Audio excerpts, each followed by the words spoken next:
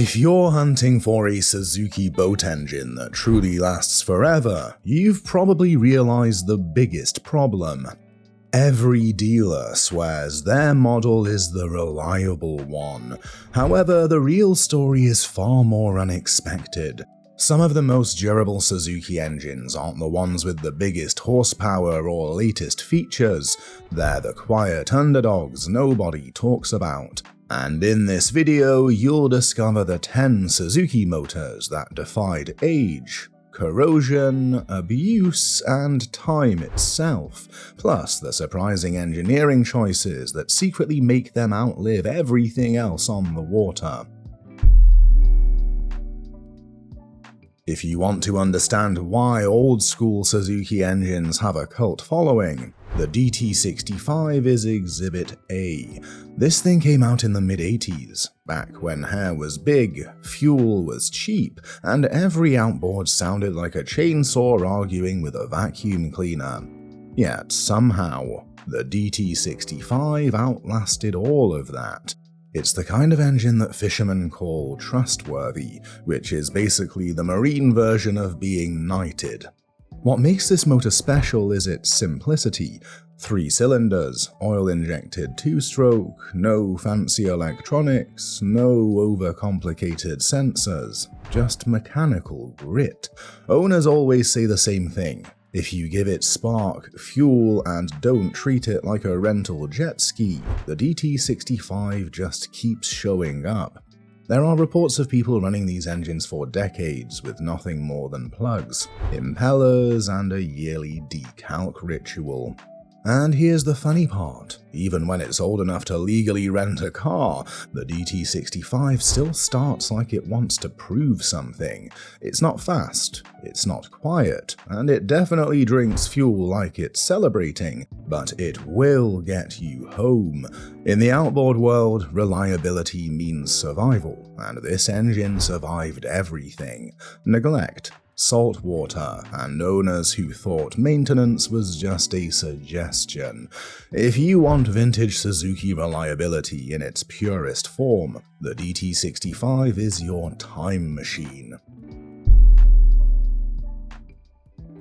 Meet the DT200 Axante, Suzuki's 1987 flex, before flexing was even a thing.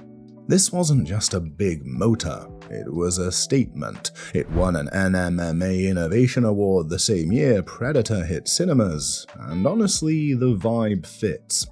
It's large, powerful, a little intimidating, but deep down, it's just built incredibly well. For a 200-horse 2-stroke, the Axante is shockingly reliable. Most high-output 2-strokes from the era aged like milk in the sun, but Suzuki over-engineered this one.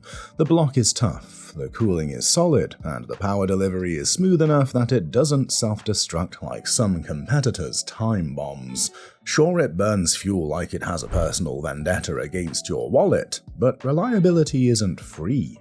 Owners who still run these, yes, they still exist, swear by them. They'll tell you it's the kind of engine that roars to life after sitting all winter, shakes the boat a little just to establish dominance, and then behaves perfectly the moment you throttle up. Is it modern? No. Is it quiet? Not even close. But if you want a vintage 200 horse that still takes punches and keeps swinging, the DT200 Axante is genuinely one of Suzuki's finest old-school war machines. Here's where Suzuki went from, yeah, they make good motors, to holy crap, these guys are serious. The DF40 and DF50 were among the first small 4-strokes to prove that quiet, clean, fuel-efficient engines didn't have to be boring or fragile. They even won an NMMA Innovation Award in 1998, which in outboard terms is like winning MVP and Rookie of the Year at the same time. These engines are tiny powerhouses, lightweight, great fuel burn, barely any vibration, and they just run. and run, and run. You'll hear owners brag about never doing more than basic maintenance, while the engine racks up hours like it's collecting loyalty points. They're ideal for pontoons, small fishing boats, and anyone who appreciates an engine that isn't constantly asking for attention. But the real charm, these motors aged beautifully. Many early DF250s from the late 90s are still out there today, starting instantly and pushing boats like they're not a quarter century old. It's almost insulting to other brands. If you wanted dependable mid-small horsepower in the 90s, you bought one of these. And honestly, if you find a clean one today, you still should. The Suzuki DF60 and its upgraded sibling, the DF60A, are the definition of small engine, big reputation. These motors showed up, put on a clean shirt, sipped fuel politely, and instantly became favorites for fishermen, pontoons, and any boater who wanted quiet reliability without the drama. The earlier DF60 even picked up an NMMA Innovation Award back in 1997, and Suzuki hasn't let that trophy cool since. This engine family is all about refinement. The DF60A introduced lean burn control, which basically means it runs on fumes while still giving you proper push. Owners constantly rave about how smooth it is. Turn the key, it whispers to life. Push the throttle, it does exactly what you expect. No coughing, no stalling, no sorry bro, not today behavior. And then there's longevity. These engines routinely cross 2,000 to 3,000 hours with nothing more than routine service. It's the kind of motor you buy when you don't want surprises. Like opening your bank account after a night out. The DF60 simply behaves. Always. If you see a used boat with a DF60A on the back, that's usually a green flag. A very big, very reliable green flag. When Suzuki built the DF90A, they went for that perfect sweet spot. Enough horsepower to move serious boats, but light enough to keep weight-sensitive hulls happy. And guess what? They nailed it. This motor is famous for two things: being ridiculously reliable and making boaters wonder why they ever considered anything else. The DF90A is an inline-4 that loves to rev but never feels stressed. Suzuki kept it simple, avoided unnecessary complications, and engineered it like they actually cared about long-term owners. The result? A motor that starts instantly, sips fuel, and refuses to age. People run these for years and rack up hours like they're trying to earn airline miles. Another perk is how smooth and quiet it is. Seriously, if you're used to old two-strokes, hearing a DF90A idle feels like your boat traded cigarettes for yoga. Even when you open it up, it still feels refined. Just stronger, faster, and way more confident than anything this light should be. Whether you're pushing a center console, aluminium skiff, or a small offshore hull, the DF90A performs like a trustworthy friend, consistent, calm, and weirdly enthusiastic about boating. The DF115B is what happens when Suzuki decides to upgrade an already great engine. This isn't just a 115 horsepower motor, it's the 2020s version of I got you, don't worry. Lightweight, big displacement for its class, and the kind of reliability that makes guides, rental fleets, and everyday boaters treat it like a legend in the making. What boaters love most is how predictable it is. Turn the key, it starts. Hammer the throttle, it responds. Idle for hours, it doesn't complain. It's basically the Labrador Retriever of Suzuki's lineup. It just wants to do a good job, and it never acts out. The new electronics, updated fuel mapping, and better combustion design give it smoother mid-range punch than older Suzukis. But the cool part is that Suzuki didn't complicate it. They kept the chain-driven timing system, the lean burn tech, and the straightforward maintenance schedule, the same formula that makes their engines last forever. If you want a modern 115 that doesn't give you grey hair, the DF115B is one of the safest bets on the water today. If the outboard world had a people's champion, it would be the Suzuki DF140A. This engine has more loyal fans than some celebrities. Every time someone asks for a mid-size outboard recommendation on a forum, at least one person shows up like, "Bro, just get the DF140. Trust me." And honestly, they're right. The DF140A is famous for two things: its lightweight design and its ridiculous reliability. It delivers strong top-end speed for boats that need real push. Bay boats, flats boats, runabouts, without eating fuel like it's on holiday. The lean burn tech keeps consumption low, and the 2.0-litre block has proven over and over again that it can take serious hours without a meltdown.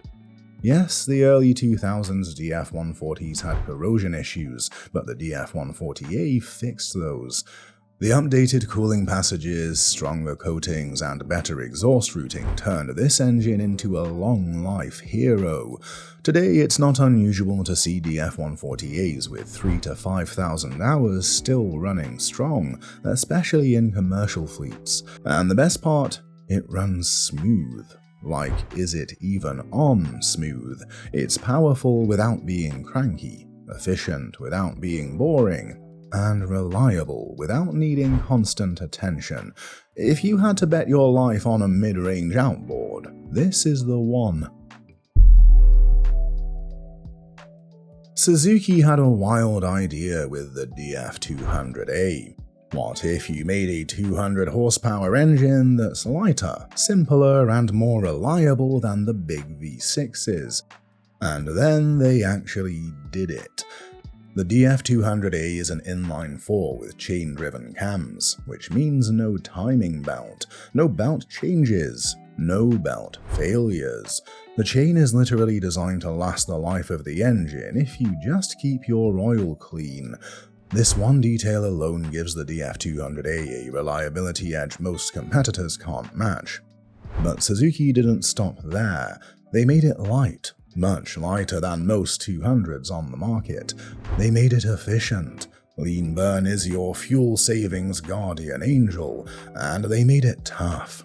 Rental fleets and guides swear by these engines because they handle abuse like champs. On the water, the DF200A feels crisp and surprisingly strong for an inline-4. It planes mid-size boats effortlessly and cruises at low RPM with that signature Suzuki smoothness. When you hit the throttle, it wakes up with clean, steady power. No hesitation, no rumble, just confidence. If you want a 200 that won't stress you out or your wallet, this is the easiest yes in the Suzuki lineup. Now we enter big boy territory. The DF250 and DF250AP aren't just powerful, they're engineered with the kind of precision you normally see in luxury watches or high-end espresso machines. These engines earned an NMMA Innovation Award in 2003 and have been workhorses ever since. Suzuki's V6 platform is famous for three things: silky smooth operation, low fuel burn for the horsepower, and rock-solid longevity. These motors routinely cross 3,000 hours with proper service, and commercial guys run them even harder. They're built with offset drive shafts to reduce size and improve balance, chain-driven cams, and ridiculously efficient combustion.